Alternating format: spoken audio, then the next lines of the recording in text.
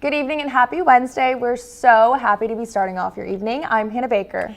And I'm Celeste Lay. You're watching NewsWatch Ole Miss. On tonight's show, we give you the latest updates in a Mississippi teen's disappearance that ended with an arrest in Arkansas. Plus, Mother Nature has forced Oxford's Halloween plans to shift. Stay tuned for what you need to know before heading out with your trick-or-treaters. All this and more on NewsWatch Ole Miss. We start our show off this show on a sad note with some breaking news from last night involving a fatal crash. The Oxford Police Department officers responded to a two-vehicle collision on southbound lane of Highway 7. The crash, which occurred around 6 p.m., involved a 2015 Ram 2500 pickup truck and a side-by-side UTV. Reports now show that the driver of the UTV passed away due to injuries. No further details have come up about the case, but we will continue to update you with further information regarding this tragedy. Now, before we get into the other headlines for tonight, I just have to say tomorrow's Halloween forecast is looking more frightening than the holiday itself. I know, I couldn't agree more. So let's take a look at what our weather anchor William Traylor has to say about the expected forecast tonight and moving forward with tomorrow's festivities.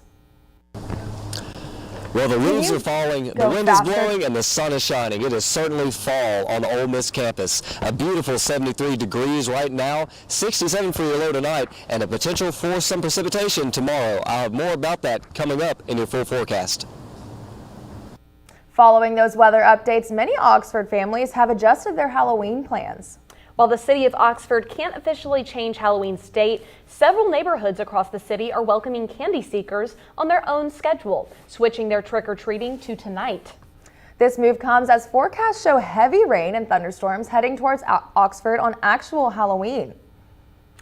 In other news, a Mississippi teen is found safe after Arkansas state troopers rescued the 16-year-old from an alleged kidnapper in Rogers, Arkansas. Authorities arrested 33-year-old Caleb James Kennedy at his Rogers home where troopers found the missing teen. Investigators say Kennedy allegedly lured the teenager through online contact. State troopers located the teen Sunday evening after Kennedy allegedly lured the minor through online contact. Kennedy is now being held in the Benton County Detention Center and is facing kidnapping and online enticement charges outside of Mississippi. Back here in Oxford, there's growing support for growing families. NewsWatch reporter Logan Green takes us inside one of our city's pregnancy centers for a behind-the-scenes look at how they're changing the lives of future families. NewsWatch is shining a light on local organization making a real difference in our community.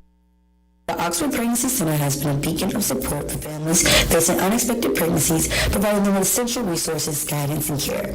The center has been dedicated to providing free, confidential services to expecting parents and young families.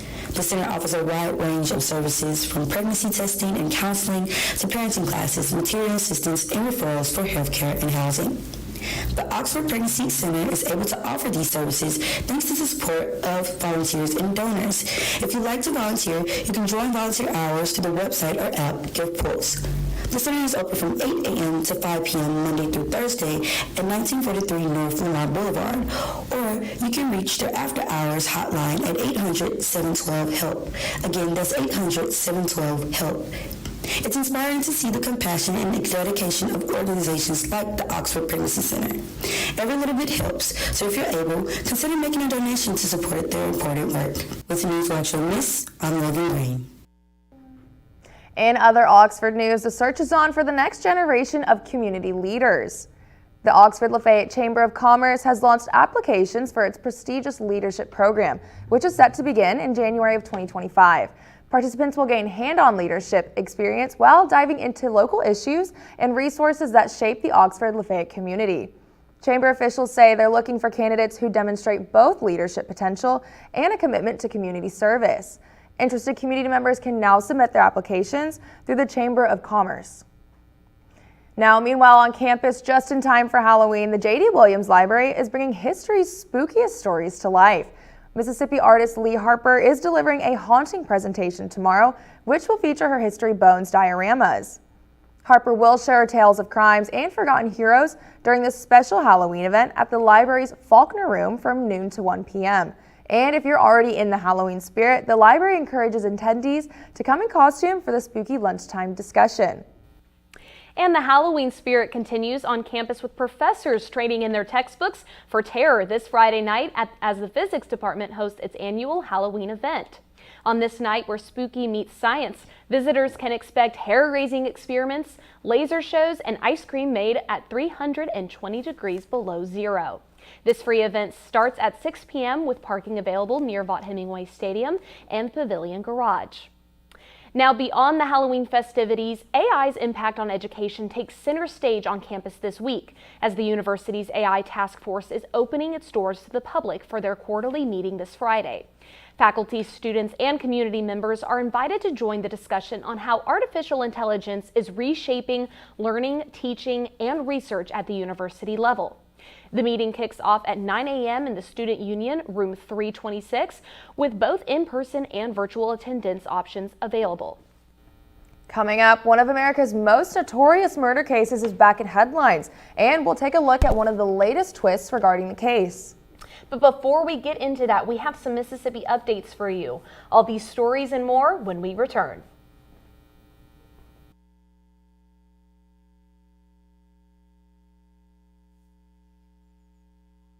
For move-in weekend, Ole Miss. Good luck this year, Rep. You did it. You're home. I can't wait for you to discover the true meaning of Hotty Toddy. It's a cheer that connects us all to the red and blue. It's the moment that begins when you step on campus and continues long after you turn your tassel. I can't wait for you to discover your legacy and make the world a better place. Are you ready?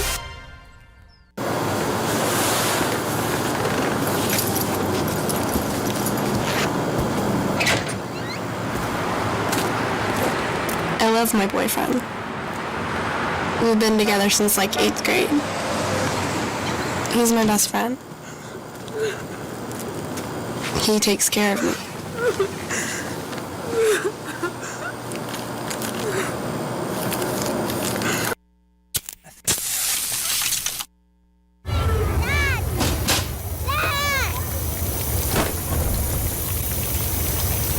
What we're going to do tonight is make classic Indian. This is going to be Indian ball with a dip. And into that we just add.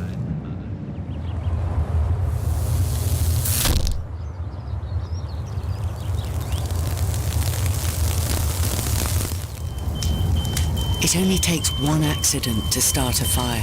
Test your smoke alarms now. Oh man, I can't believe I'm missing this. Okay, Grandma. I see you. Don't get stuck at home with the flu. A flu shot is the best way to prevent the flu and its potentially serious complications. It keeps you, your community, and loved ones protected. Don't get flu FOMO. Learn more at getmyflushot.org.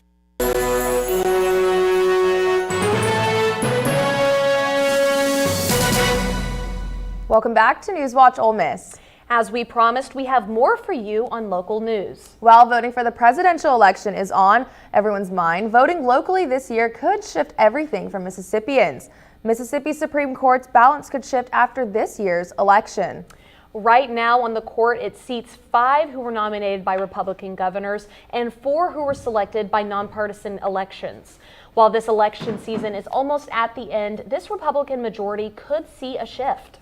Voting season can be tough for many students who are not close to their local polling location. A mixture of it being hard to take time off from classes and not being prepared to vote. Students in previous election years have not voted. However, this year they are showing up in groves. Although Mississippi has some of the strictest voting laws, students this year are working overtime to vote and get their peers to vote. On our own campus, the Center for Community Engagement has registered more students to vote than ever before. This year, they registered about 350 students. A friendly reminder to get out and vote no matter your age. Well, that's all we have for your local election news. Let's hand it over to William Traylor for more on your national news updates with The Watch. Well, before we get into election news, we have an update on a popular court case featuring 2 brothers, Eric and Lyle Menendez. Their attorney, Mark Garagos, is seeking clemency from California Governor Gavin Newsom. This is in hopes that the brothers will be released by this Thanksgiving. The brothers are 35 years into their life without parole sentences for the 1989 murders of their parents. Clemency petitions are confidential, and Garagos has not weighed in on them yet. The clemency would change the sentencing for the brothers, but not the crime for which they were charged. This comes after the LA District Attorney suggested resentencing after new evidence was entered, prompting him to examine the case once again.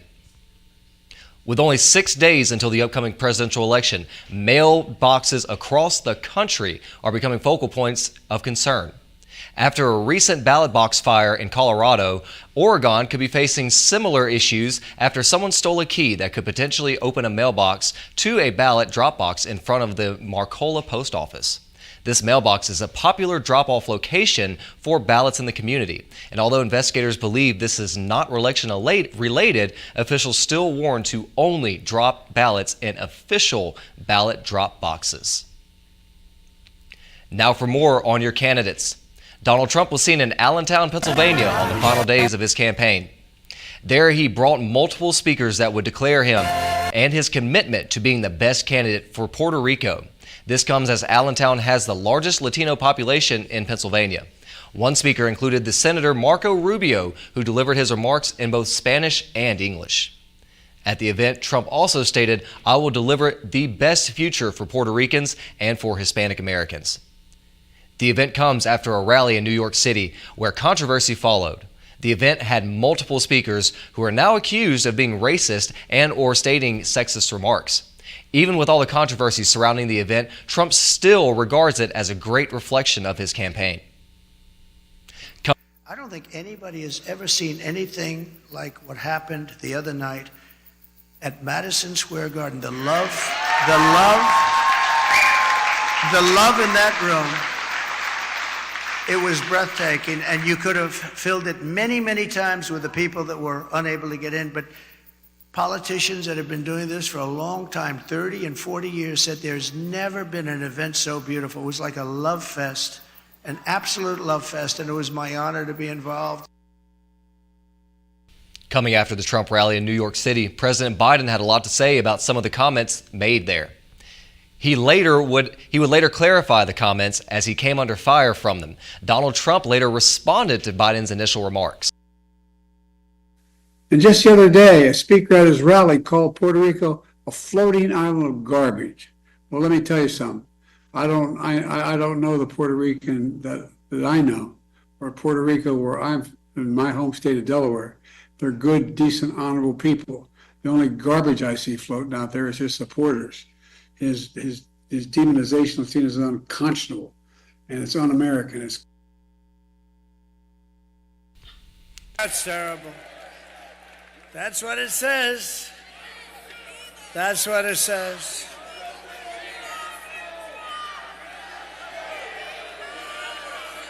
So you have, remember Hillary, she said deplorable, and then she said irredeemable, right? But she said deplorable, that didn't work out.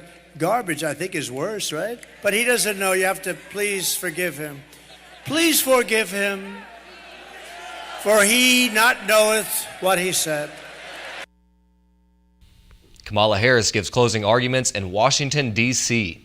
On Tuesday night, she was seen giving her final arguments against former President Donald Trump. The speech was given at the Ellipse near the White House, where Trump was seen encouraging his supporters to fight like hell on January 6th of 2021. Harris spent the speech drawing a contrast between her and the former president. She also encouraged American citizens to not be divided, but rather united in this upcoming election. Look, we know who Donald Trump is. He is the person who stood at this very spot nearly 4 years ago and sent an armed mob to the United States Capitol to overturn the will of the people in a free and fair election. An election that he knew he lost. And that's your national news update this Wednesday evening. Tonight, our conditions are going to get a little bit chilly before we get into some rainy weather tomorrow. Finally, we've been waiting on that rain for a minute, and I'm going to tell you all about that coming up shortly in your full forecast.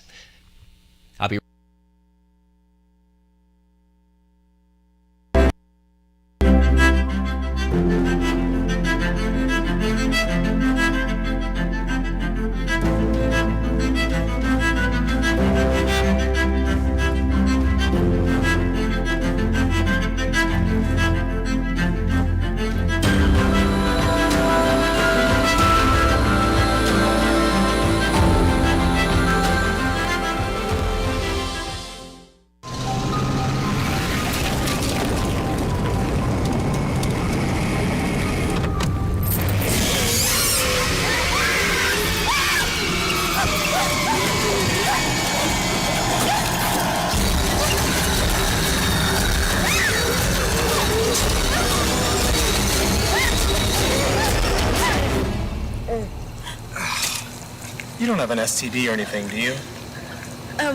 No. No? I don't think so. Okay, so you've never been tested? No. Really? Okay. I mean, it's not that hard. I know. Anyway, it's something to consider. Okay. It's a dangerous world out there. Getting tested for sexually transmitted diseases doesn't have to be scary.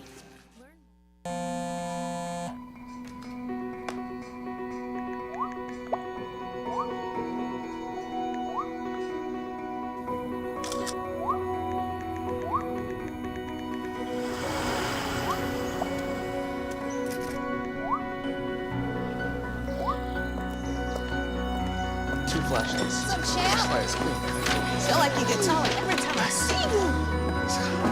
Congratulations, Brandon.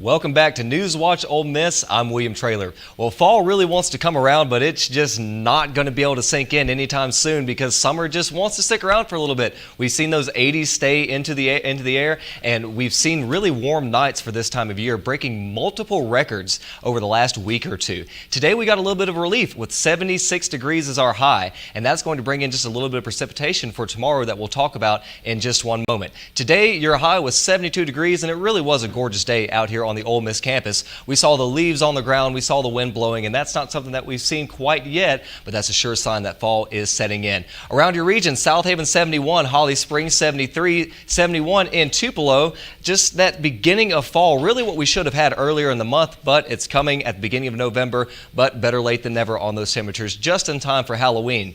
And tomorrow we're going to get into a little bit of precipitation, but first let's talk about tonight. 67 degrees is what we're going to get down to tonight. A wonderful night for those long sleeve shirts, no jacket needed. 4 miles an hour on your wind conditions, which means that 67 degrees is going to feel just like 67 degrees. What you see is what you get. Not a whole lot of wind, not a whole lot of deviation until we get to tomorrow. Now, tomorrow we're going to have a high of 76 degrees, but don't let that fool you because there will be some rain coming into the area. We have an 89% chance of precipitation tomorrow, as you see right here, with winds up to 15 miles an hour, bringing in some much needed precipitation into our area. It's been almost a month since we've had any significant rainfall in this area, and a lot of people really need it. So we're going to get some of that tomorrow and possibly even into Sunday and Monday. Tomorrow around the region, we're seeing those same upper 70s, 78 in South Haven, 75 in Corinth, and 80 down in Tupelo. We're going to get a little bit warm, but again, that's going to come with the relief of rain, which we very desperately need here,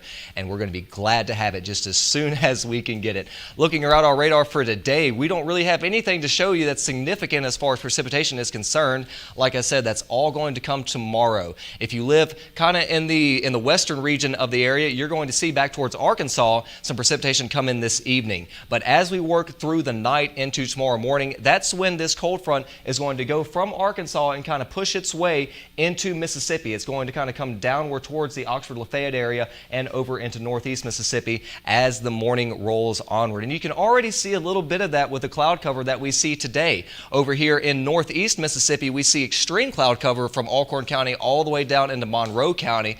But here in Oxford, we've been just blessed to have sunny skies all day long with just that little carve out of sunny skies within the cloud cover that we're seeing across the state. So taking a look at your 5-day forecast today, Thursday, tomorrow, those rainy conditions are going to come back. 76 for your high, 86% chance of rain. More rain on Saturday and on Monday as well at 71 degrees. Not breaking over 80 except for on Sunday and not really getting much lower than 57 degrees, that low for Saturday.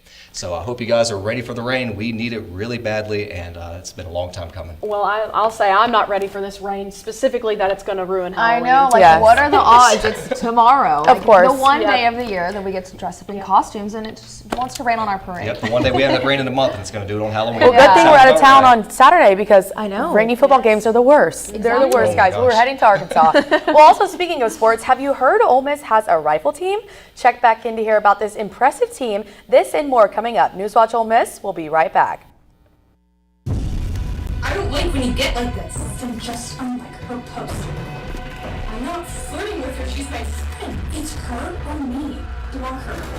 But It's not fair. You can't. Do you understand? I don't love her. Even when they happen on your phone, unhealthy behaviors can still hurt. Learn the signs before things go too far. Visit joinonelove.org. Bro, but you're not even gonna do anything at once! Just no!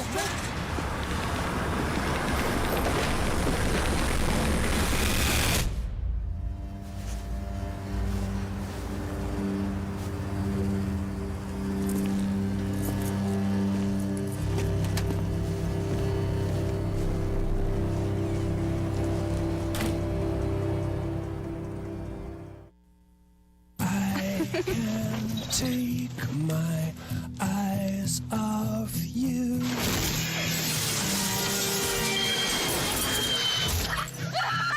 Eyes off you. Now I can take my eyes off you. I can take my eyes off you. Now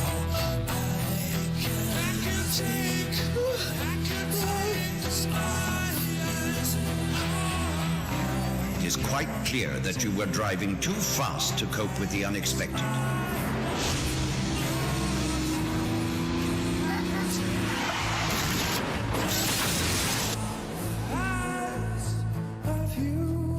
The faster the speed, the bigger the mess. From the Road Safety Authority, supported by Hibernian.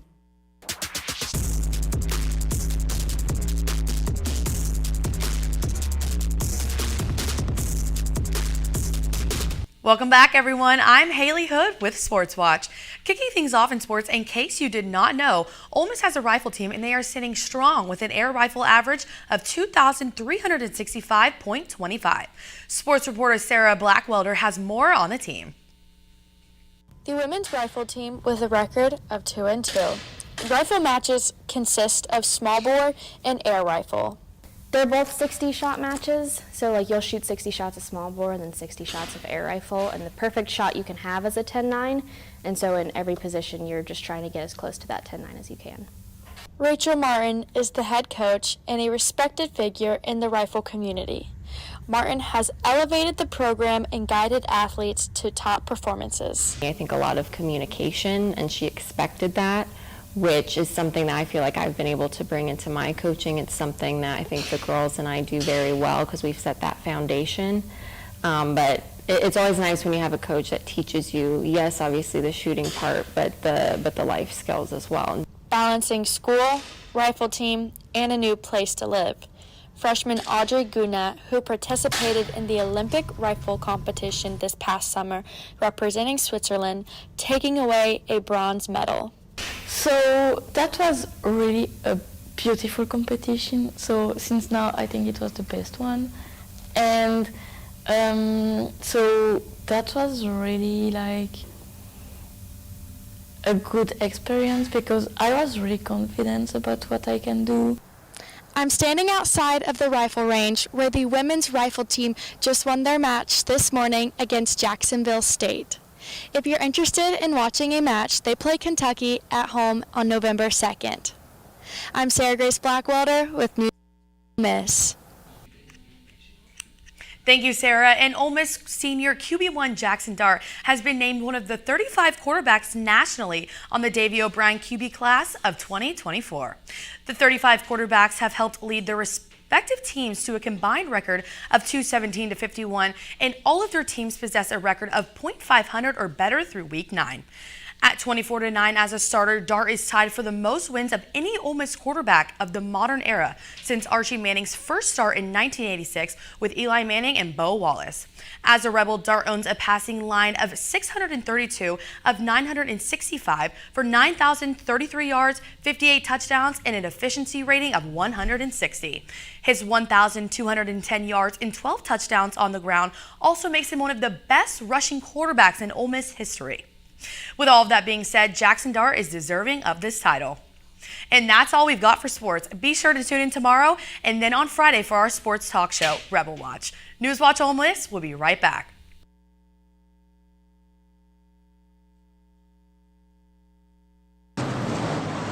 not enough people click.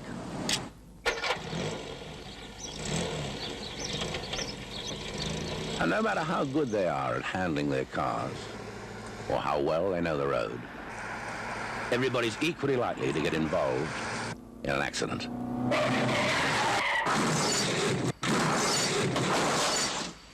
And without a seatbelt, you're twice as likely to be killed or seriously injured. So don't just be a clunker. Clunk, click. Son, I figured when you were old enough, I'd talk to you about drugs. I'd tell you they're nothing but poison. Tell you to stay away from the garbage that pushes that junk. And I never figured that I ought to be telling that to a 13-year-old. If you don't teach your kids to say no to drugs, it's as good as saying yes. You may feel alone. You aren't. Because we Didn't stay quiet. I am a businesswoman. Survivor, survivor, survivor. And we won't stay quiet. We are Ole Miss Rebels. As Mississippi's flagship university, we dig deeper, see farther, work harder. We pioneered human organ transplants. We helped prove Einstein's theory of gravitational waves. We are distinguished as a Carnegie R1 top 2.5% research institution. We are Ole Miss, transforming lives and the world.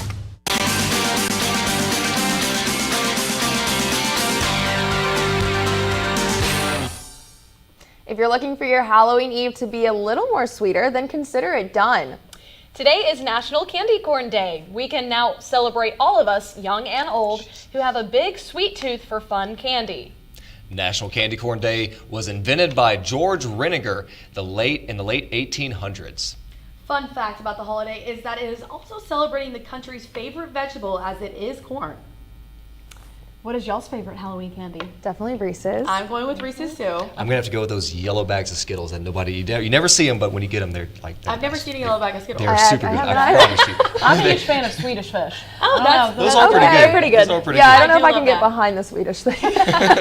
I love Swedish Fish, but I'm more of a chocolate. Like I don't. Really Yeah, like I love chocolate's very chocolate. good. Chocolate is so very good. Well, that's all we have tonight. Tune in tomorrow. I'm Celeste Lay. And I'm Hannah Baker with your latest news. And I'm Haley Hood with Sports Watch. And with your latest weather conditions, I'm William Traylor.